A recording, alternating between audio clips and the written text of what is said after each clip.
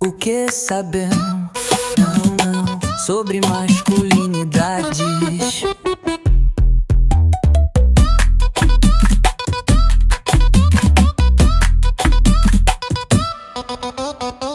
Salve que salve que salve, salve massa, salve rapa, parafraseando o Mano Brown. Estamos aqui no nosso primeiro episódio do nosso podcast. Como é que é o nome, Marcelo, do nosso podcast? Date, uma conversa sobre masculinidades ou o que não sabemos sobre ela. Olha aí, muita coisa a se falar, muita coisa a se pensar. E estamos todos cá.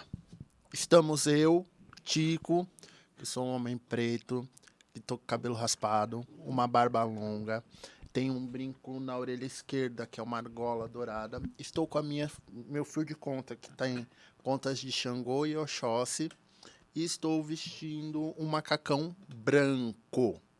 Aqui comigo também tem o Marcel. Sou eu. Eu sou o Marcel Silva. Estou, na verdade, sou uma pessoa preta. Estou com cabelo black. Posso chamar assim? Meu cabelo black, aí. Meu cabelo black. Estou com a barba rasa desenhada, meio descolorida. Estou usando uma blusa branca, um short bem assim em cima do joelho, imaginem. um tênis, uma meia aqui até a canela. E é isso. Posso falar que tá do meu lado? Do lado esquerdo aqui, do meu lado esquerdo dessa roda aqui, que estamos aqui. Eu tô aqui sentado no sofá preto, né? Em um fundo. Que cor é esse fundo aqui? Bege, um fundo bege. Bege com tiras Com vertical, vermelhas e cinzas. Aí, então na minha frente, à minha esquerda, dessa mesa aqui, tá. Apresente-se. Salve, gente! Aqui é Gustavo, uma pessoa afro-indígena em retomada, uma pessoa de cabelo longo, uma pessoa não binária. Meus pronomes são ele, dele, ela, dela, e ele, dele também, fico confortável. Estou de azul, com uma camiseta do Brasil. Sabemos o que aconteceu ontem.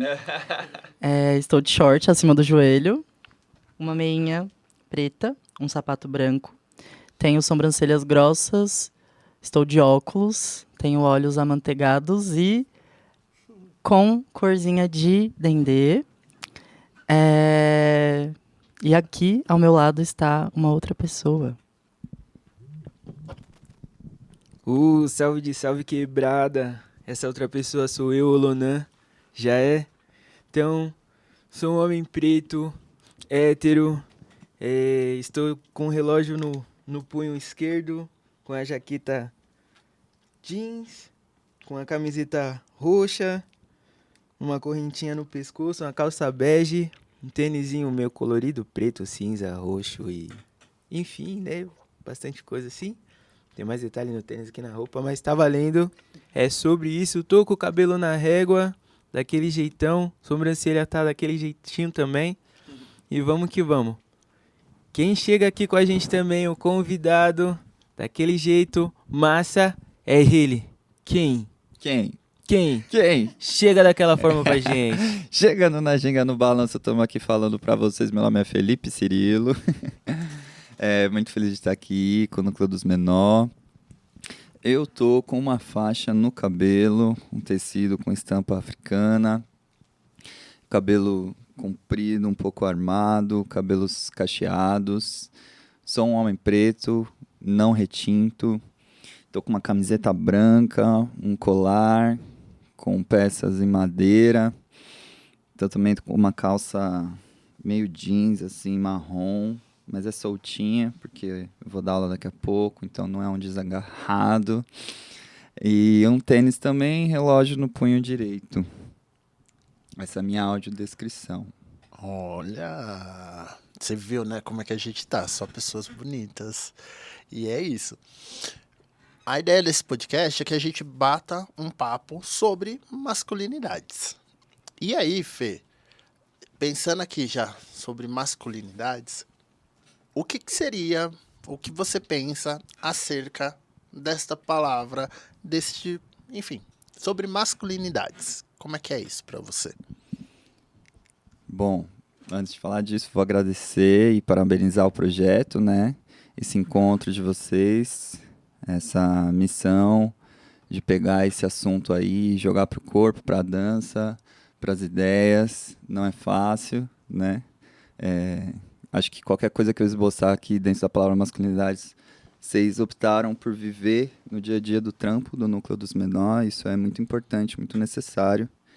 Principalmente para a gente, enquanto povo preto, refletir isso. É urgente, é muito rico também. Para entender quem veio antes, para entender a gente mesmo e para ajudar quem vem depois, talvez, né? A se entender, a se conhecer e a se fortalecer, né? E eu gosto sempre de enfatizar enquanto povo, né? Eu não gosto de discutir masculinidades enquanto gênero. Acho que quando a gente, em se tratando de pessoas pretas, discutir masculinidades é uma questão de povo antes de gênero, né? Porque todas as masculinidades que nós, enquanto homens negros, vivemos hoje em dia, infelizmente, todas elas estão ainda carregando muito da colonização. Ou seja, estão carregando muito do que fizeram com o nosso povo, que fizeram com homens pretos africanos, com mulheres pretas africanas, com crianças pretas africanas e com pessoas idosas africanas. Né? A gente sabe que majoritariamente vieram as pessoas no auge da força física, da saúde, né? Mas não era só isso, né? O nosso povo todo foi escravizado de alguma forma. Quantas mulheres não chegaram grávidas aqui, né? Quantas, enfim. Então, é um assunto de povo, né? Eu acho que a pauta de gênero, muitas vezes, ela vai confundir o povo preto, né? Ela confunde muitas vezes, enfim. Então, eu fico muito feliz em ouvir o termo masculinidades, na verdade. Acho que isso é a primeira coisa, né? Pelo plural dessa palavra, que acho que eu fui criado para ser homem, né? Mas não para pensar ou refletir sobre masculinidades no plural. Então, existia um homem ao qual eu devia me espelhar e seguir, enfim. A primeira referência de homem que eu tenho é meu pai. Eu, como não muita gente, tenho a alegria de ter o meu pai e minha mãe juntos até hoje, apesar de muitos pesares, né? Muitas tretas, apesar de ter já chegado, olhado nos olhos dos dois e falar: separem, não fiquem juntos. Vocês têm que separar, o melhor para vocês é cada um seguir o caminho de vocês. Eu disse isso para eles já, né? Mas não se separaram, né? Apesar de tudo, dos conflitos que eu vivencio, enfim. Estão juntos, constroem uma parceria, né? Então, essa referência de homem, hétero, pai de família, eu tive, João Cirilo, meu pai, e também essa referência de relação, né? A relação dele com a minha mãe me ensinou muito e me ensina muito até hoje, tanto nos conflitos quanto nos carinhos, nas dificuldades, nas facilidades, enfim, tudo que eles constroem juntos, né? Então, a primeira referência que eu tenho é meu pai, inevitavelmente. É importante frisar isso, porque muitos homens pretos não vão ter, né? Muitos nunca viram sequer o próprio pai, isso é muito sério. E aí voltamos naquela, né? Ainda é um carrego colonial, né? Esse fato. E, enfim, é muito complexo discutir masculinidades fora de raça. Né? Quando a gente aborda outros povos, outras formas de existir, outros países até, assim, não é nosso lugar de fala, assim. Talvez a gente nem deva falar, talvez a gente nem deva mais olhar, porque talvez os nossos lá atrás era só o que olhavam, né? A gente só olhava para o colono ali, explorando o nosso povo, né? Então, por muitos séculos, homens pretos olhavam para homens brancos e como esses homens brancos exploravam as pessoas. São séculos de homens pretos sendo violentados e vendo isso como exemplo de sucesso, né? Então, um homem preto escravizado vendo que o homem livre é o homem que é proprietário de pessoas, que, enfim, sabe-se lá o que ele faz com a mulher dele, o que ele não faz com a mulher dele, o que ele faz, o que ele não faz com os filhos dele. Enfim, tudo que esse colono faz era referência de liberdade desses homens que não tinham liberdade. E isso é muito sério, e isso foi há pouco tempo atrás. 130 anos, né? 120 anos, não sei. Eu não fiz as contas antes de começar o podcast. Vou anotar para o próximo, eu tenho que estar com essa conta feita. Mas é muito recente, 100 anos, entre 100 e 150. É muito pouco tempo.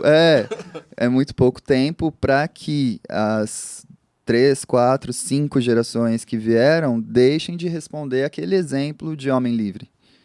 Qual é o exemplo de homem livre que os homens presos tinham? Homens pretos presos, que eram obrigados a reproduzir. Tem relatos de um ex-escravizado, se eu não me engano, na cidade de Vassouras, no Rio de Janeiro, que chegou a ter 200 filhos, que são esses homens pretos que eram usados para reproduzir. A gente era animalizado, né? Então, como é que eu olho para essa pessoa que vem desse homem, que foi forçado a viver tudo isso, né? Muita gente não sabe, mas a gente altera o nosso DNA durante a vida. Então, eu nasço com o meu DNA e os hábitos que eu vou tendo durante a minha vida são passados para o meu filho, porque isso altera o meu DNA.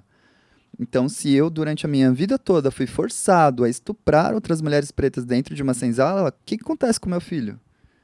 Né? Que herda o meu DNA. Que eu fui forçado a fazer isso. São 200 filhos. Isso é muito sério.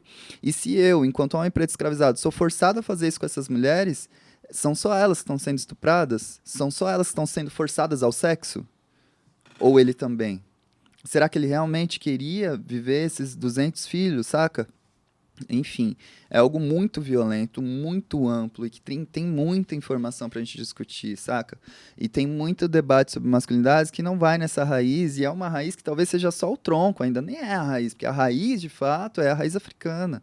Então, se a gente entender que o nosso DNA não começa a partir do que fizeram com esse escravizado que foi forçado a ter 200 filhos, né? A raiz é antes dele. O que aconteceu com ele é uma alteração desse DNA original, né? O nosso povo é original. Então, a gente precisa olhar lá na raiz, não nesse tronco podre que foi a escravidão, que deixou essas coisas nos DNAs dos nossos homens pretos, né? E que, infelizmente, está muito presente hoje, ainda em jovens pretos, né? Enfim.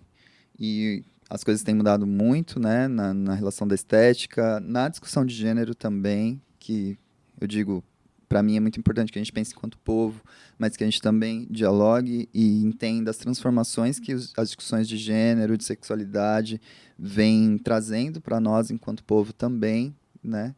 Porque isso também nos remete à raiz africana, olhar para povos africanos que vivem a sexualidade de N maneiras, né? Da mega diversidade que existe no continente, que a gente desconhece, infelizmente.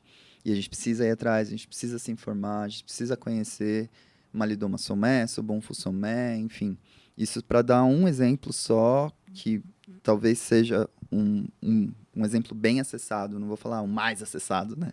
Mas são nomes assim que a gente consegue acessar e conseguir umas informações a respeito de gênero e sexualidade no continente, mas enfim, são muitos e muita gente pesquisando, inclusive, isso.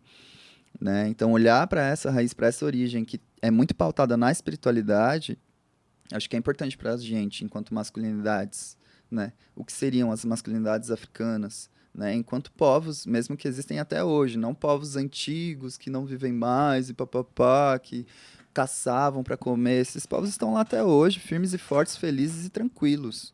Né? Não colonizados, como diz Nego Bispo. Eu não sou decolonial, porque eu não fui colonizado.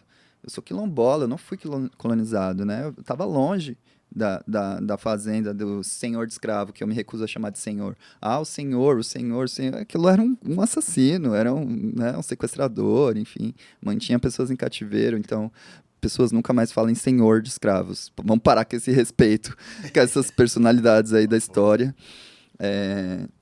Então, olhar para esses povos que são raiz do nosso DNA e entender que masculinidades estão lá, né? Para os povos indígenas aqui, que também estão presentes no nosso DNA, que masculinidades são essas, né? Como se dão essas relações desse corpo que não tem útero, né? Nesses povos, assim. E que espiritualidade tá enraizada nisso, né? Porque todo debate que nega a nossa espiritualidade é um debate colonial. A escravidão nega a nossa espiritualidade, né? A colonização nega a espiritualidade, usa a religião para matar a espiritualidade de diversos povos.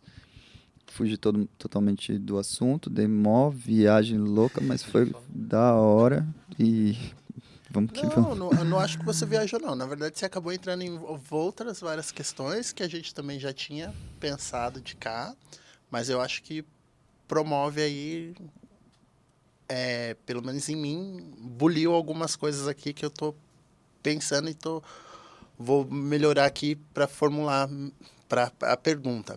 Mas você falou do seu pai, desse lugar que ele foi seu primeiro exemplo de homem. E aí eu fiquei pensando, então, Cirilo, eu acho que você respondeu, mas ainda não tá nitidamente ou escurecidamente para mim. O que é ser homem? Você tinha como exemplo seu pai. Mas e pro Cirilo, o que é ser homem? Antes disso, o Marcelo acho que tem a informação correta aí das datas. Pronto. Eu tô todo Olha. tecnológico. Eu até printei aqui.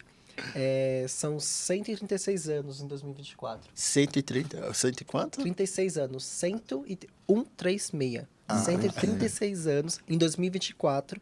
E aí, dia 3 de maio, faz 137 anos. 137. 1888, né? Foi ontem. 188.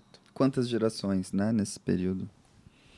Dizem que a cada 10 anos é uma geração nova. Eu discordo, acho que dura mais tempo, né?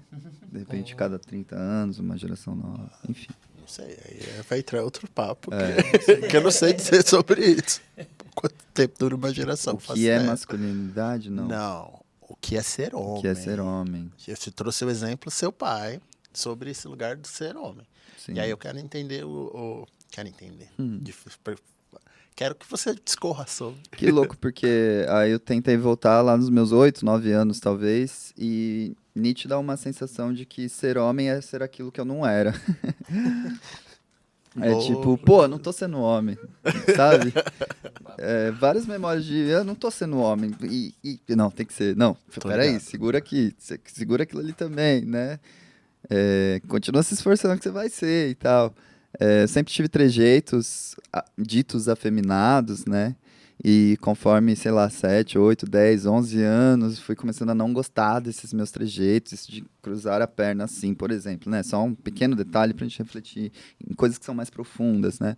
Eu via sempre meu pai, assim, eu também acho confortável, mas eu evitava, né? Até hoje, às vezes eu tô assim, chega alguém que eu não conheço, não quero bater um papo, nem entrar em detalhe nenhum, eu já coloco pra cá, sabe? Essas coisas que são ruins, mas que são símbolos de outras coisas maiores, né? Tanto no jeito de falar e gesticular, enfim, quais palavras usar, né? O quão agressivo ser também. Acho que tenho muito essa memória de, não tô sendo homem, né? E sempre identificar, falhei nisso e tal, mas vou melhorar aqui, vou melhorar ali. Não jogo futebol tão bem, mas tenho que melhorar e tal. E enfim, um dos casos de racismo mais violentos que eu vivenciei quando criança foi um menino que era meu melhor amigo, assim, na época, acho que eu tinha 11 anos, e aí a gente jogando bola na rua, em frente de casa, ele, seu neguinho viado, do nada, assim, ele nunca foi de me xingar, que a gente era muito amigo, mas jogando bola ele ficou muito puto, neguinho viado do caralho, não sei o quê. Aí eu fiquei revoltado, porque pegou na raça, pegou no gênero, ele nunca nem falou de eu ser viado nem nada, mas foi um viado que foi nas ditas feminilidades minhas. Que tipo, eu nunca falei, mas você parece viado, sabe, assim? Usou ali na hora pra atacar. Aí eu briguei com ele e tal. Se me atacar, eu vou atacar, né? Exato. Ataque que vem, tem que voltar. E aí eu entrei pra casa chorando. Eu ia botar minha camiseta da Dança de Ataque. O pessoal no vídeo não tá vendo, mas não tem vídeo isso aí, enfim. Esse é um paralelo, depois a gente explica. Aí entrei pra minha... Nisso eu entrei pra casa chorando, porque o portão da minha casa tava sendo gol nesse dia. Entrei pra casa chorando e fui direto pro banho. Porque eu lembro que minha mãe sempre falava, vai tomar banho, esfrega esse joelho direito, esfrega esses cotovelos, os pés, não sei o quê, lava a bunda, lava o pinto e tal, né? Vai tomar banho, tem que explicar pra criança o que ela tem que lavar direito. E o negócio do joelho e cotovelo, pra nós que somos ditos pardos, é mais escuro do que outras partes do corpo, né? Pessoas retintas não vão até talvez estranhar o que eu tô contando agora, mas pessoas pardas têm essa questão, né? Então eu entrei chorando pra casa, não falei com meu pai e com a minha mãe, fui no banho, catei a bucha e comecei a esfregar o cotovelo. Falando, eu não esfreguei direito, tá mais preto, por isso que ele me chamou de neguinho, viado. Né? E a questão da sexualidade, acho que eu não mergulhei tanto. O que bateu primeiro foi o racismo. E eu fiquei ali esfregando e chorando no banho, tipo, 3 horas da tarde, eu acho. A gente estava de manhã, tava jogando bola de tarde, sei lá. Nem era comum eu tomar banho aquela hora, mas eu consegui entrar, nem sei o que aconteceu depois, enfim, mas fiquei esfregando o joelho e cotovelo, falando, não tô tomando banho direito, não tô fazendo o que minha mãe falou, o moleque me xingou na rua, né? Ou seja, negando a minha negritude também, né? E entendendo que o errado era eu também, mas essa questão da sexualidade também já pegou ali nos 10, 11, enfim. Então tem esse lugar de, tipo, não tô sendo homem, né? Então, por isso que é cruel esse singular do homem. E aí quando a gente olha para a espiritualidade africana, para a cultura africana. E, por exemplo, vou dar só esse exemplo, mas tem uma série de outros. O que é ser homem dentro da cultura iorubá? É ser Xangô, é ser Oxalá, Oxóssi, Ogum, Exu, né? Qual que é o homem certo? Né? Eu sei qual me rege, eu sei qual rege meu pai, eu sei quais histórias estão em torno disso, quais elementos da natureza estão de acordo com os filhos de Ogum, quais elementos da natureza estão de acordo com os filhos de Oxalá, sabe? Eu tomo coco, quem vai tomar coco também, né? Qual homem que gosta, que pode tomar água de coco? Qual homem que não? Por que o coco? Sabe? São coisas que estão direcionadas à natureza, relacionadas à natureza. Então, ser homem numa perspectiva africana ou indígena é muito mais profunda do que cruzar a perna ou não, né? Muito mais profunda da forma de falar ou não, da agressividade que tem ou não, porque, enfim, é muito mais rico, né? Então, hoje, se a gente conseguir fazer com que as crianças, os mais novos, entendam que ser homem é conhecer a multiplicidade de raízes masculinas ou não que estão na natureza, na nossa forma de existir, né? Ou seja, é muito mais trabalhoso para a gente, que é pai, que é tio, que é educador, que cria crianças, né? Tipo, dá muito mais trabalho e a gente tem que trabalhar. A gente tem que trabalhar, porque essas crianças amanhã precisam entender que ser homem não é uma coisa só, não é singular, né? E existe a possibilidade de você não ser homem, inclusive, né? Você não precisa ser esse homem. Que pessoa você é, que espiritualidade que está aí, é tudo muito mais amplo, né? Mas para a colonização, a praticidade era melhor. Faça por mim, realize aí. Se você tiver errado, eu te troco por outro.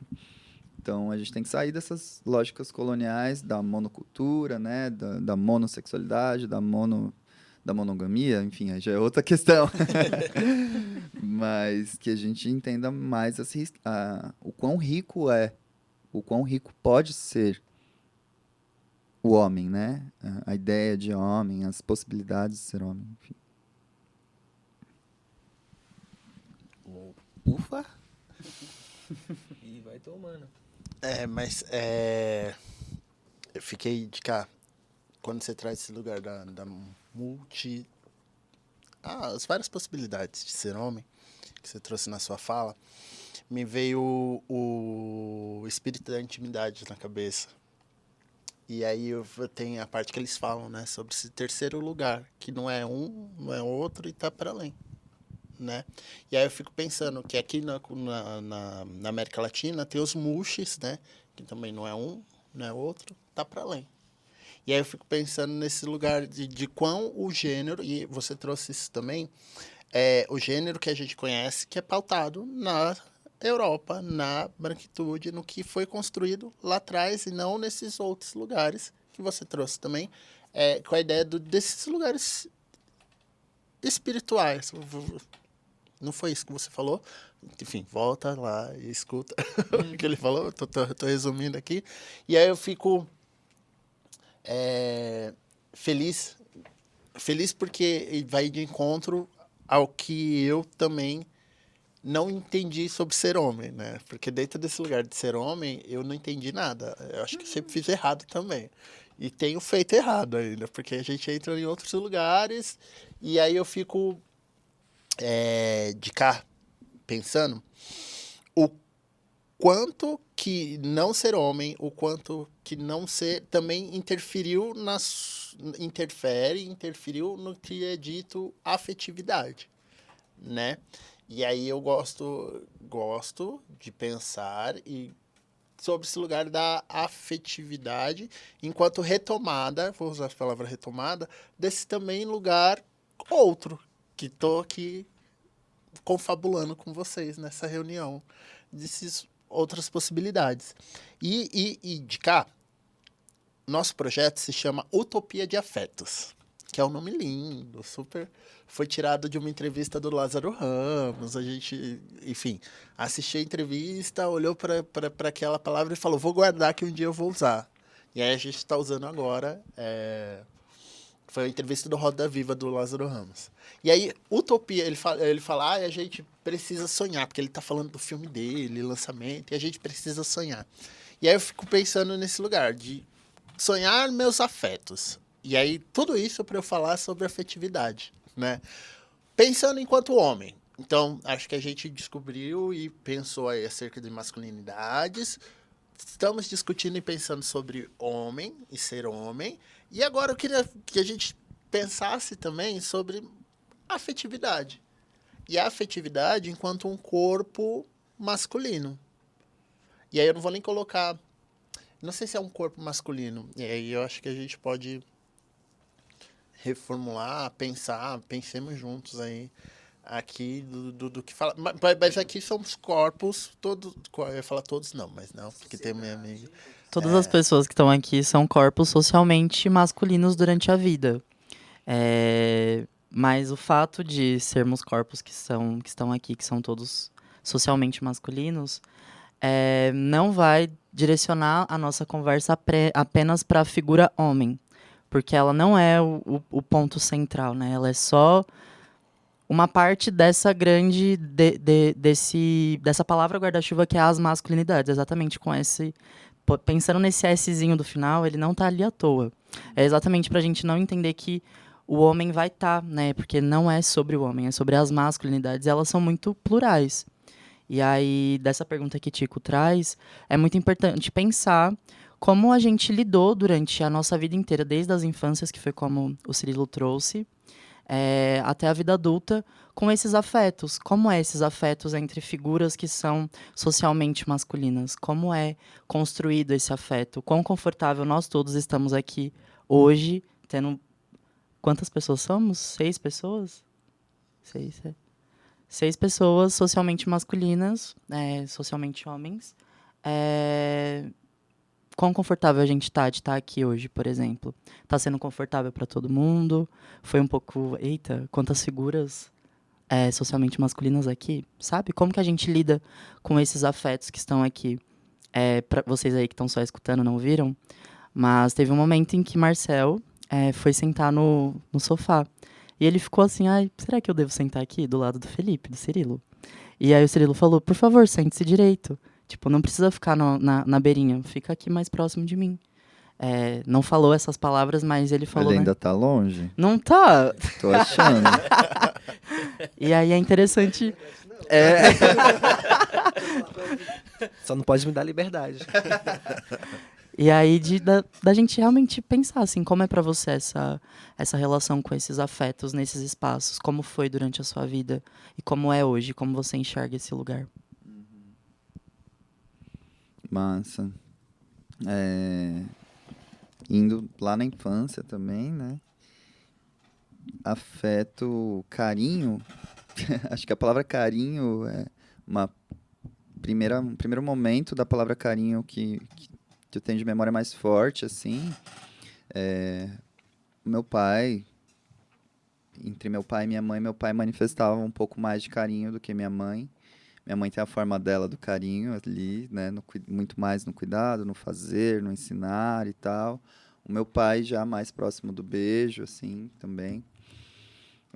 Mas minha tia, lembro de dormir um dia na casa da minha tia e ela acordar que eu dormi no chão do quarto do meu primo, minha prima, aquela bagunça, né, de crianças de 11, 12 anos, acho, a gente já tinha, não, já era quase adolescente ali, a gente dormiu lá na casa deles, e minha tia abriu a porta do quarto de manhã, num domingo assim, pulando em cima de todo mundo, na cama e beijando, e abraçando, e beijando, e abraçando, e eu estranhando aquilo, porque em casa a gente não fazia.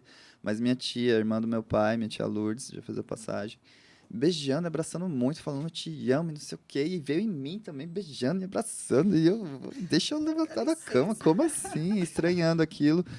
Eu sei que tá mais no olhar da figura masculina, né? Mas acho que ali foi um start muito importante para entender carinho, o gesto do carinho, sabe? Alguém pular em cima de mim na cama para me beijar, assim, com carinho, né? Com amor. Foi muito marcante para mim, assim. E outro momento marcante, acho que eu vou de memórias aqui, não vou conceitualizar nada, mas com 16, 17 anos, comecei a fazer teatro com 15, 16 anos, aí com os 17, 18, vou visitar a minha prima casada com o marido dela, e eu com 16, 17 fazendo teatro já, eu chego na casa dele e dela, aí eu abraço ele, dou um beijo no rosto dele, aí eu falo, puta, fiz errado. Porque pra ele foi muito estranho. Eu falei, não devia ter beijado. E no teatro os homens estão se beijando no rosto pra se cumprimentar. E pera, não tem que levar essas coisas do teatro pro dia a dia. E ali eu dei um break e falei, ó, tem que fazer esse filtro. Não tô no teatro, não vou, né? Homens, tudo bom. Outros trampos que eu fiz também, entre homens hétero, tudo bom. Aperta a mão e fala tudo bom. E aí, tudo bom? Não tem nada de, oi, tudo bem? Tudo bem não, Felipe. Tudo bom. Né? Até o bem e o bom. Até essa fita eu adaptei, assim. Vou ser mais respeitado se eu falar tudo bom com homens héteros, né? E o carinho no máximo, né? O afeto máximo, o toque máximo é a mão. Abraçar, poucos. Mas, enfim, fui fazendo essas separações, assim. E a vivência no teatro meio que foi me ensinando, me permitindo a tocar, beijar, abraçar, sentir. Coisas que eu falava, não, fora do teatro é bom evitar, né? Ou não, deveria mesmo ter extrapolado e correr os riscos do cotidiano, e, enfim, né? Mas fui percebendo essas diferenças e aí do teatro vou para a dança, aí da dança vou para o contato e improvisação, que aí leva para uma relação de corpo com outros homens que é muito profunda, que é muito sensacional no campo da sensação, de fato, né? Então, para mim, esse lugar do gesto e do carinho com outras pessoas tem muito a ver, primeiro, com que eu... Dá licença aqui, Marcel. Pessoal, eu tô pondo a mão na mão do Marcel aqui, né? Vocês não estão vendo? E aí ele resolveu fazer o carinho no meu braço também. Porque eu ia dizer do lance de... Se eu toco o Marcel, eu preciso... Hoje, eu tô atento ao que eu sinto tocando ele, primeiramente. Isso precisa ter um cuidado, né? Porque eu tenho que também ter cuidado. Será que ele está sentindo algo bom de eu tocar na mão dele, no braço dele, né? Então, ir aos poucos, mas com um autoconhecimento firmado, né? Como eu estou me sentindo ao fazer isso. É ruim? É bom? Que bom que é? Que ruim que é? Né? Até onde se vai com isso? Porque foi... Muito obrigado, viu? Até a próxima. Tô aqui tirando a mão da mão do Marcel. Porque na minha infância do rap sempre fala, tem que saber chegar e tem que saber sair também, né? Não é se chega de qualquer jeito, sai de qualquer jeito. Não é assim. E pro corpo isso é também válido, né? Também vale a pena, é legal também às vezes. Então a dança me trouxe isso de olhar para o que eu tô sentindo nesse afeto, porque às vezes a gente vive afetos sem se preocupar com o que a gente está sentindo. E aí nunca que eu vou estar atento ao que a pessoa também está sentindo, né? Então, se eu tiver essa hiperabilidade emocional de estar atento ao que a pessoa sente, ao que eu sinto, como isso está caminhando, o que isso está virando, pode virar coisas muito boas, né? Porque essa sensibilidade tanto para lá quanto para cá. Acho que eu já passei por um momento de sensibilidade de só me preocupar com o que o outro está sentindo, né?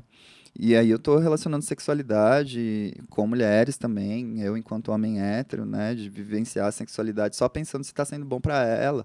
Isso não é bom para mim e acaba não sendo bom para ela também, porque eu tô pensando só nela, né? Enfim, esse equilíbrio, né? De saber como eu tô me sentindo nesse afeto. E estar atento, com o olhar e escuta atenta para saber como a pessoa está se sentindo nesse afeto, eu acho que é o mais rico, né? E é algo que precisa ser treinado. por ter vivenciado e vivenciar ainda o contato e improvisação, essa prática de dança que tem muitas leituras sobre essa prática de dança. Procurem, quem não conhece, conheça. Quem já conhece, conheça mais, né? Eu acho que traz um autoconhecimento muito profundo, assim. Para mim trouxe, né? Que é basicamente isso, assim. Eu hoje vivenciar afeto com figuras masculinas, acho que eu vivo dessa forma hoje, assim. Como tá sendo para mim? O que eu tô sentindo nisso? Já sei, já percebi como é que a pessoa pode estar se sentindo, que eu posso errar, né? Talvez eu acho que está sendo legal para a pessoa inclusive está me demonstrando que está legal, mas não tá, né? E aí estou falando de afetos em todos os sentidos, de bater um papo, de conversar no ponto do ônibus, enfim. Acho que o afeto, a gente tem que normalizar o afeto em todos os momentos, né? Nesse sentido de estou afetando a pessoa está me afetando, então... Se a gente tiver essa habilidade, eu acho que é rico para os nossos afetos, né? Autoconhecimento e escuta do outro, assim.